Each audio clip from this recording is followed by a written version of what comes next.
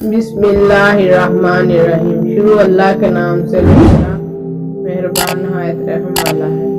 ابو دجانہ رضی اللہ تعالیٰ عنہ نام کے ایک صحابی ہوتے ہیں۔ وہ روزانہ فجر کی نماز نبی کریم صلی اللہ علیہ وآلہ وسلم کے امامت میں ادا کرتے تھے، لیکن اسلام پھیرتے ہی واپس گھر کو چل دیتے تھے اور دعا وغیرہ میں شریک نہیں ہوتے تھے۔ ایک دن یوں ہی جانے لگے تو رسول اللہ صلی اللہ علیہ وآلہ وسلم نے روک لیا اور پوچھا کہ اے ابو دجانہ، کیا وجہ ہے کہ آپ دعا وغیرہ میں شریک نہیں ہوتے؟ تو انہوں نے عرض کی، یا رسول اللہ، میرے گھر کے ساتھ ایک یہودی کا گھر ہے اور اس کے صحن میں ایک کھجور کا درخت ہے جو ہمارے گھر کی طرف جھکا ہوا ہے، اور اس کی کھجوریں ہمارے صحن میں گرتی رہتی ہیں، اور میں صبح صبح وہ کھجوریں اکٹھی کر کے اس یہودی کو دے آتا ہوں، مبادا میرا کوئی بچہ وہ کھجوریں اٹھا کر کھا لے اور چوری کا مرتکب ہو جائے۔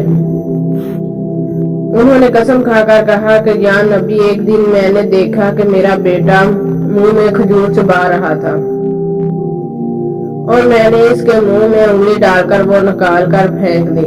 میرا بیٹا بولا، بابا کیا ہوا؟ تو میں نے کہا، میں نہیں چاہتا کہ میرا بیٹا قیامت کے دن چوروں میں سے اٹھایا جائے۔ خلیفہ اول حضرت ابو بکر صدیق رضی اللہ تعالیٰ عنہ جو یہ سارا ماجرا سن رہے تھے، چپکے سے اٹھے اور جا کر یہودی سے منہ مانگی قیمت پر وہ کھجور کا درخت خرید لیا اور ابو دجانہ رضی اللہ تعالیٰ عنہ کو توفتاً دے دیا۔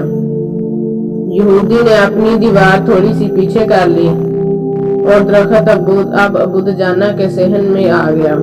کچھ دنوں بعد یہودی کو جب پتا چلا کہ ابو بکر صدیق رضی اللہ تعالیٰ عنہ نے وہ درخت ابو دجانہ کو دے دیا، تو وہ ابو دجانہ کی ایمانداری اور حضرت ابو بکر صدیق رضی اللہ تعالیٰ عنہ کا بھائی چارہ دیکھ کر اتنا متاثر ہوا کہ رسول اللہ صلی اللہ علیہ وآلہ وسلم کی خدمت میں فیملی سمیت حاضر ہو کر اسلام قبول کر لیا۔